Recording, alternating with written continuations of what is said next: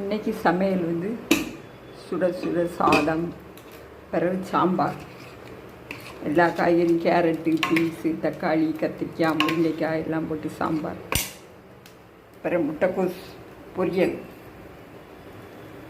பிறகு தோசை வேறு இருக்குது. எதை வேணாலும் சாப்பிட்டுக்கலாம். இது சாம்பாருக்கு தோசையும் நல்லாயிருக்கும், சாதமும் நல்லாயிருக்கும். தேங்க்ஸ் ஃபார் வாட்சிங். பாய்.